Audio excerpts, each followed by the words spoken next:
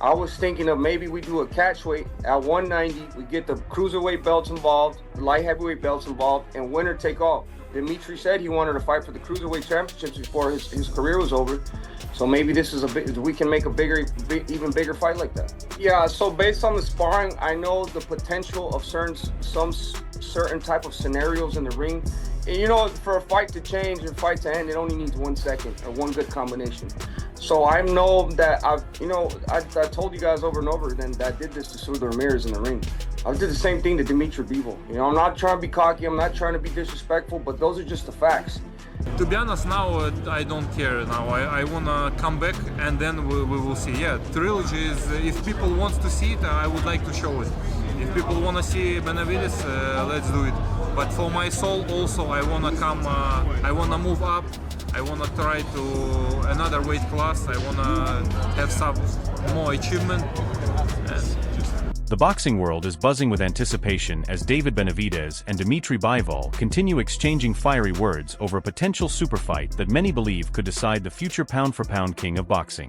Bivol is really he's the only fight I really want, like that I truly want, because he has all the belts. You know what I mean? After I beat Bivol, I'm gonna have, right now I have 8 titles. You know, 3 of them were interim, 3 of them world championships at super middleweight, light heavyweight. Now I got 2 of them at cruiserweight. I really want those belts. You know, I want those accolades. So that's the only thing I want right now. You know, I'm not thinking about Opataya. I'm not thinking about none of these guys, because this is a fight I want, and it makes sense for both. As talks about the potential showdown keep gaining momentum, Oscar de la Hoya entered the discussion and quickly increased the hype.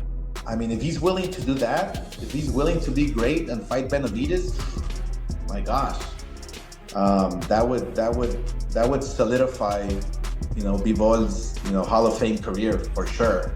But look, yeah, he proves to the world that he's the best at 175. So yeah, I think that's a hell of a fight. That would be a hell of a route to take.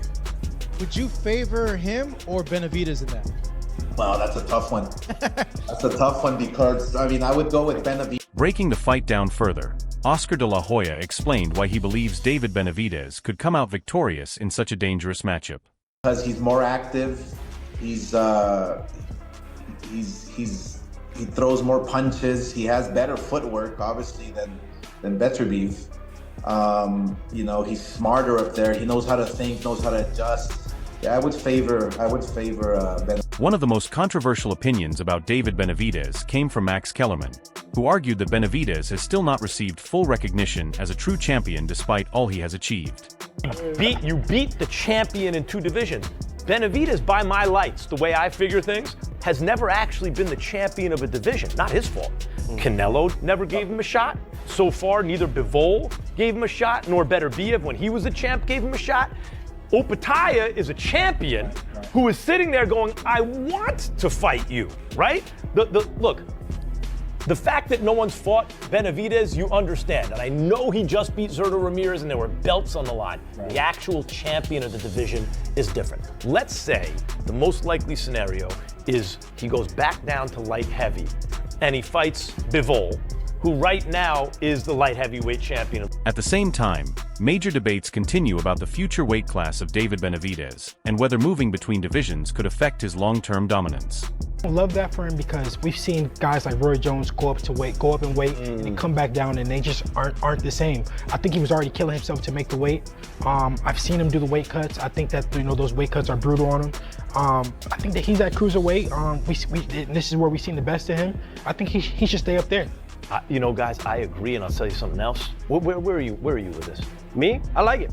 I like the fight. You like him going back down? I think. Or do you want Bivol to come up? I think Bivol, no. Go back down if he likes to. He could use it. I mean, he's champion in both weight divisions. Meanwhile, Max Kellerman continued stirring controversy by questioning how boxing determines legitimacy among champions and title holders. Actually, should not be calling the title holders champions, because think of how hard it was. You actually had to be the champion of the whole wide world. It's different. It's different. The guys who need to call themselves champions who just grab a belt are the dudes who aren't good enough or didn't have the opportunity to even fight those fights. Anyway. It hits different, and I feel like with Bivol, I think he's the only one that'll possibly give David Benavidez a little bit of run for his money. Who do you like in the fight? Moving all that? Because of the movement, I think that Benavidez really capitalizes when you're right there with him. about him. And I think Bivol doesn't give you that kind of momentum. The future path for David Benavidez remains one of the hottest debates in boxing. Sean Porter recently entered the discussion with strong opinions about where Benavidez should go next. Porter stressed that Benavidez must carefully choose the weight class that maximizes both his performance and legacy moving forward. He also revealed that one of the fights he most wants to see is Benavidez against Gilberto Ramirez, believing the styles and intensity would create immediate fireworks. That at that weight class, I personally want to see the fight against Opataya. I personally want to see the fight against Bivol.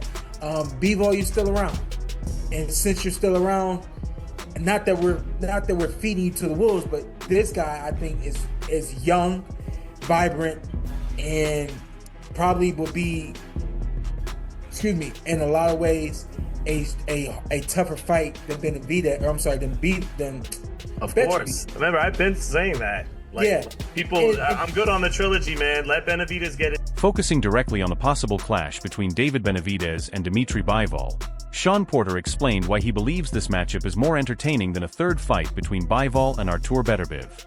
Porter described Beterbiev as a very dangerous but relatively straightforward pressure fighter whose style can eventually become predictable for elite technicians. In contrast, he believes Benavidez brings a different level of danger with his speed, high punch volume, and constant pressure. Big fights. With Beterbiev, he's not complicated. He's going to be right there to hit and be hit, And like we saw with Bivol, it's up to Bivol to make the right move, not be in the wrong spots at the right time. But with this fight with Benavidez, to me, there's just so much more that both these guys can do against one another that it makes it a better fight than the trilogy match with Beterbiev. Adding another perspective to the growing debate, Teofimo Lopez explained that David Benavidez still has multiple career paths available and ultimately controls whether he moves up or down in weight. However, Lopez made one important point very clear. He believes Dmitry Bivol is the opponent most capable of causing serious problems for Benavidez stylistically. Lopez specifically highlighted Bivol's elite distance management, disciplined movement, and ability to control fights over long stretches. A new place right now. I get it. I get it. Is he in a tough place because he's at cruiserweight, and then if he drops back down to 175, or the fight with Usyk is a heavyweight, then he's in a hard place. Well, how should he maneuver that? If he's cruiserweight, then they have a new weight class, a bridgerweight, or is that only on WBC side? Yeah. Only WBC? Yeah, that's an option. You know what I mean? And he's basically WBC's world champion, so they could probably round him there too. So many avenues for him. You mentioned you think Bivol is probably the only one that could challenge just him? because of the distance. Yeah. David Morrell gave him a tough fight, you know what I mean? And that was just from the range a little bit here and there, and giving him a fight. Finally, Ariel Helwani stepped into the conversation and described a potential showdown between David Benavidez and Dmitry Bivol as a truly massive fight capable of capturing global attention far beyond hardcore boxing audiences. Helwani reflected on how strongly American fans still remember Bivol's dominant victory over Canelo Alvarez and explained how that lingering connection to the Canelo rivalry surrounding Benavidez could significantly increase public interest in the matchup. This fight, Benavidez-Bivol, way bigger here in America. We just saw Benavidez carry a promotion with David Morrell, and Morrell did his part as well, but they sold out T-Mobile. A lot of people thought they wouldn't be able to do that. And now you bring in Dmitry Bivol, who a lot of American fans remember was the guy to beat Canelo Alvarez just a few years back. I think it would be a gigantic... The discussion surrounding a potential super fight between David Benavidez and Dmitry Bivol continues gaining serious momentum, especially after Benavidez floated the idea of meeting Bivol at a catchweight. The proposal immediately sparked intense debate throughout the boxing world, with many questioning whether Benavidez would truly return to 175 pounds after already proving he can compete successfully at cruiserweight. Chris Algieri weighed in on the situation and admitted the entire scenario feels confusing from the outside. Fight week, when he was saying, I feel so good, you're going to see the best version of me. Because if you go out there and you do exactly what he did, you're not going to want to leave the weight class. You're going to want to struggle and get back down to 75 when you literally look your best at this weight. So the writing was kind of on the wall with that, and now that he's alluding to that, that tells me that he's probably not going back down to 75 again, which is a real shame, because I know I really want that Bivol fight. But listen, David is full of... Meanwhile, Roy Jones Jr. delivered one of the boldest opinions yet by urging David Benavidez to completely bypass names like Gilberto Ramirez, Dmitry Bivol, and Artur Beterbiev in favor of going directly after heavyweight king Alexander Usyk. Jones argued that Benavidez is currently the hottest fighter in boxing and believes he is physically and mentally at his absolute peak right now. The idea instantly ignited major debate among fans because of the enormous size and experience gap between Benavidez and Usyk. While Chris Algieri admitted he respects Roy Jones immensely, he stopped short of fully agreeing with the idea of rushing.